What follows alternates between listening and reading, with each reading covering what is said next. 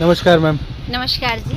आप यमुनानगर से आज़ाद मेयर प्रत्याशी के तौर पे आपने नामांकन भरा और जैसे बादल गरजते हैं वैसे गरजे भी। मेरे पास बिल्कुल भी पैसा नहीं है इन लोगों की तरह लगाने के लिए, क्योंकि अभी मैंने सुना था बीजेपी पार्टी की प्रत्याशी ये बात कह रही थी कि बीजेपी की किसी के साथ कोई इसका मुकाबला नहीं कर सकता। मैं देती हूँ आपको चुनौती, मैं आजाद उम्मीदवार चुनौती देती हूँ। आप लोगों ने जो जनता को दुख दिया है 10 साल से, प्रॉपर्टी आईडी से लेके पानी बिजली तक, आज मैं आजाद उम्मीदवार आपको चैलेंज करती हूँ, बीजेपी पार्टी को आए और मेरा सामना करे। और मैं जनता से अपील करती हूँ, अपनी इस आजाद उम्मीदवार गरीब बेटी को, जनता की बेटी को जरूर जितवाएं, क्योंकि अगर मेरी जीत होगी तो जनता की जीत होगी, अगर मेरी हार होगी तो जनता की हार होगी। तो कीजिए। लेकिन बारिश तो आसमान से गिरी, आप बरसे तो नहीं बिल्कुल भी, आपने नामांकन वापस ले लिया और बैठ गए, क्या कारण था इसका? देखिए, सबसे पहले तो मैं बता दूं, जो गरजते हैं ऐसा नहीं है कि वो बरसते नहीं है, बरसते भी बिल्कुल है, लेकिन मैं वहां तक पहुंची जहां तक कोई नहीं पहुंच सकता था।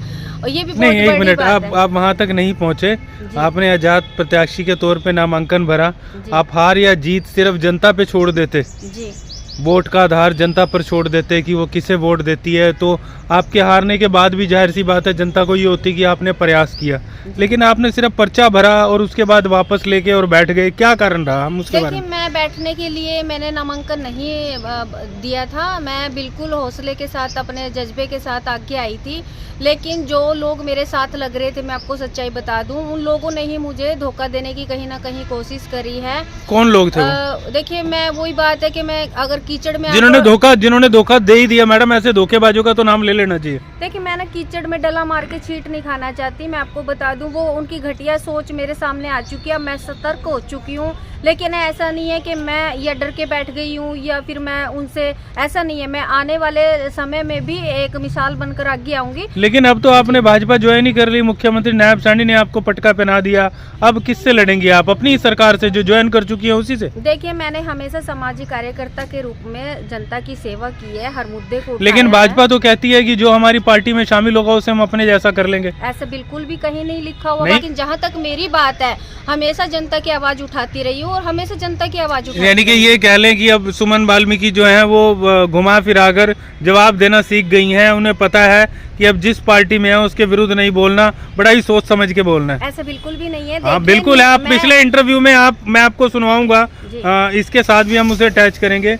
उसमें आपने गरज बरस कर भ्रष्टाचार के ढेरों आरोप लगा दिए। आपने कहा मैं गरीब की बेटी हूँ, मैं ही लड़ूंगी इनसे, मैं ही पूरी व्यवस्था को सुधारूंगी। और फिर जो व्यवस्था सुधारने चले थे वो खुद उसी व्यवस्था का हिस्सा बन गए।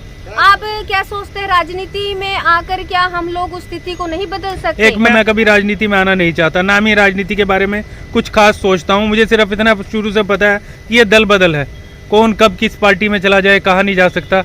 लेकिन आपका इंटरव्यू लेते समय मुझे ये उम्मीद नहीं थी कि आप भी एन मौके पर एकदम पाला बदल जाएंगे। तो मैं मजबूरी जानना चाहूंगा कि उस समय ऐसी क्या मजबूरी हो गई थी कि नामांकन भरने के बाद भी ऐसा क्या प्रेशर था कि आपको वापस बैठना पड़ा? देखिए, मैंने पहले भी बताया, जब मैंने ज्वाइनिंग करी मुख्यमंत्री जी के नेतृत्व में, मैंने समर्थन दिया है कि मेरे समाज का जो था बहुत बड़ा प्रेशर था मेरे ऊपर कि अभी जो यही वो हरियाणा सरकार थी जिसने कैबिनेट की पहली मीटिंग में ही पहली कलम से हमारे एससी समाज को आरक्षण देने का कार्य किया था। तो कहीं ना कहीं समाज का दबाव था, मेरे वाल्मीकि समाज के आदेश थे। जो देखिए, छत के नीचे रहकर हमें कई चीज़ों की पालना करना मजबूरी बन जाती है, इसलिए मुझे कहीं वो नामांकन लेना वापस। यानी कि समाज के सामने वो नीतियाँ, वो बातें, वो भ्रष्टाचार सब बोना साबित हुआ? देखिए, ऐसा बिल्कुल भी नहीं है। मैं आज भी उसी कमेंटमेंट पर हूँ, जैसे जनता की सेवा पहले करती आई हूँ वैसी करती रहूँ। लेकिन आपके पीछे जो इतनी भीड़ थी, चाहे वो मजदूर संघ के नेता थे या और अन्य लोग थे, वो सभी आज आपके पीछे नहीं है, क्योंकि वो तो लगातार विपक्ष के तौर पे काम कर रहे हैं। देखिए, जंगल में शेर ही अकेला ही काफी होता है। ना ही मैंने कभी भीड़ का हिस्सा बनी और ना ही कभी बनूंगी। आज कल भी दबंग थी और आज भी दबंग हूँ और हमेशा रहूंगी। ना ही तो कल चापलूसी की थी और ना ही आज करूंगी। अगर पार्टी मुझे इस लायक समझती है कि मैं पार्टी में आके जनता की सेवा अच्छे से कर सकती हूँ, तो वो पार्टी सोचेगी। एक छोटा सा सवाल और है कि क्या मान लें कि आज की डेट में जो राजनीति है वो अवसरवादिता का खेल है, कि अवसर मिलना चाहिए तो कैश कर लेंगे? ऐसे बिल्कुल भी नहीं है। वो आप नेताओं की बात कर रहे हैं। जहाँ तक मेरे सामाजिक कार्यकर्ता की बात है तो मेरी ईमानदारी को आप लोग जानते हैं। मेरी जो मजबूरी रही है वो मैंने आप लोगों को बता दिया। अब आप लोग किस वे में इसको प्रेजेंट करते हैं मुझे इस बारे में नहीं मालूम, वो मीडिया का काम है देखिए। लेकिन अगर आप एक अच्छे सच्चे इंसान को भी अगर इस तरह ब्लेम लगाकर उसको प्रेजेंट करेंगे तो मैं इस चीज को सही मानती। मैंने अभी तक आप पर कोई दोषारोपण नहीं किया। मैंने सिर्फ एक राजनीति में अंदर जो मैंने देखा इन चुनावों के दौरान मैंने महसूस किया, वो सीधा डायरेक्ट आपसे पूछ रहा हूँ। अगर मैं आपसे पूछे बिना आपके खिलाफ कुछ लिखता या कुछ बोलता या वोटिंग पोल होने से पहले मैं आपका कोई ऐसा इंटरव्यू लाइव करता या आपसे सवाल जवाब करता कि आप क्यों चल गए, फिर तो आप ये कह सकते थे कि एक पत्रकार के तौर पे मैं कहीं ना कहीं वोटिंग को प्रभावित करने की या जो सत्ता सरकार है उस पर दोष आरोप लगा रहा हूँ। लेकिन अब तो वोटिंग का समय भी नहीं, वोटिंग भी हो चुकी है, सब कुछ हो चुका है, किस्मत सभी नेताओं की डब्बे में बंद हो चुकी है। अब सिर्फ मेरा सवाल, मेरी क्यूरियोसिटी और जनता जो सोचती है नेताओं के बारे में उसको लेकर है। देखिए बिल्कुल आप ठीक कह रहे हैं, मैं मानती हूँ इस चीज़ को। लेकिन जब तक अच्छे लोग राजनीति में नहीं आएंगे तो राजनीति भी अच्छी तरह से नहीं सक्सेस हो पाएगी। राजनीति किस लिए है? वो देश का भविष्य के लिए, देश को आगे बढ़ाने के लिए, उन्नत है। यहाँ मैंने भी सुना था, यहाँ ये सिर्फ आप ही थे जिन्होंने मेरी बाइट ली थी। मैंने भी मीडिया के बारे में कहीं ना कहीं सुना था कि उनके ऊपर भी प्रेशर था। तो देखिए प्रेशर कहाँ किस पर नहीं, हमारे ऊपर कोई प्रेशर नहीं। मीडिया के ऊपर आपको क्या लगता है किसका प्रेशर होगा? देखिए ये तो मैंने कुछ जो पत्रकारों से जब बात की इंटरव्यू के लिए उनके ऐसे जवाब थे, लेकिन मैं नहीं मानती। फिर भी मैं यही कहती हूँ मीडिया हमेशा मेरा परिवार रहे हैं और इन्हीं की वजह से मैं आगे बढ़ी हूँ। मेरे काम इन्होंने आगे दिखाए हैं, जनता तक पहुँचाए हैं। मैं आज भी इनका सम्मान करती हूँ। लेकिन मैं आपको ये बता दूँ, राजनीति में आना एक अच्छे इंसान का आज बहुत जरूरी है। लेकिन राजनीति में लंबी पारी खेलना भी बहुत जरूरी है, यही सोचकर आप?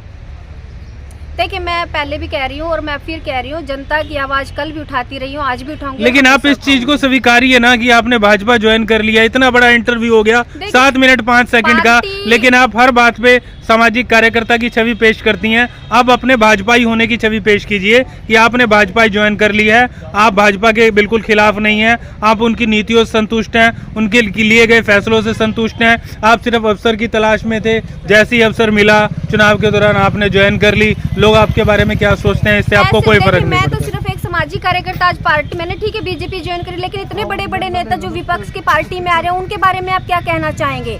अभी जो बिशन लाल जी पार्टी कांग्रेस से छोड़ के बीजेपी में आए, आप उनको क्या कहना चाहेंगे? उनको दुख था कि उनकी पूछ नहीं हो रही। कांग्रेस जो है वो हाशिए पे जा चुकी है, उनका कोई संगठन नहीं है, कोई कार्यकर्ताओं में तालमेल नहीं है। ढेरों ऐसी समस्याएं थी बिशन लाल जी को, जिसकी वजह से वो छोड़ के। लेकिन आपसे तो आप एक नेता नहीं, आप कार्यकर्ता थी, सामाजिक कार्यकर्ता। एक सामाजिक कार्यकर्ता जो समाज के मुद्दे सुलझाता है, उनकी आवाज उठाता है।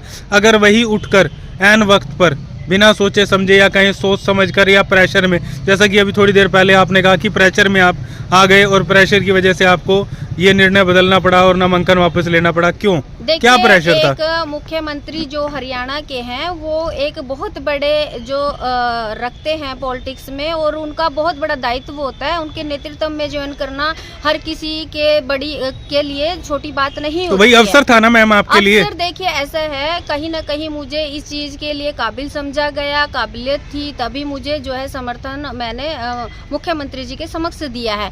अगर मैंने जो नीतियाँ उनकी मुख्यमंत्री जी की आने वाली जो नीतियाँ हैं सरकार की, उनसे मैं प्रभावित हुई हूँ। अब आगे सुमन जो है वो नेता हैं, सामाजिक कार्यकर्ता से भाजपाई कार्यकर्ता हो गई, तो अब वो आगे उनकी क्या नीतियां रहेंगी, किस तरीके से जनता के लिए काम करेंगी और क्या करेंगी? अब देखिए बिल्कुल मैं बिल्कुल अच्छे से काम करूंगी। अभी मैं सिर्फ एक कार्यकर्ता हूं पार्टी। अगर पार्टी मुझे आगे अवसर देती है किसी पदाधिकारी के रूप में, तो मैंने वही आपको फिर से कह रही हूं, मैं जनता का कोई भी कार्य रुकने नहीं दूंगी, अपनी जिम्मेदारी को बाखूबी से निभाऊंगी, बिना किसी स्वार्थ के और बिना किसी लालच के। और रही बात, देखिए मैं फिर से एक बार कह रही हूँ, राजनीति को अगर आप अच्छा बनाना चाहते हैं तो अच्छे लोगों को राजनीति में आना होगा। राजनीति में ऐसा नहीं है अगर सामाजिक लोग आ रहे हैं राजनीति में तो वो एक सिर्फ स्वार्थ के लिए आ रहे हैं, ऐसा बिल्कुल नहीं है। मेरे लिए तो बिल्कुल भी ना सोचें। मैं कल भी स्पष्ट नीतियों की थी, लड़की स्पष्ट छवि की थी और आज भी हूँ और हमेशा। यानी कि राजनीति में आना है, लंबे समय तक टिकना है तो कहीं ना कहीं कड़े फैसले लेने होंगे, चाहे वो पहले खुद को सशक्त करने के हों कि आप पहले खुद मजबूत हों, फिर जनता के लिए कुछ काम कर पाएं, या कोई और प्रेशर वजह कुछ भी रही हो। बहरहाल हमारे इतने ही सवाल थे जो हमने आपसे पूछ लिए। धन्यवाद, शुक्रिया।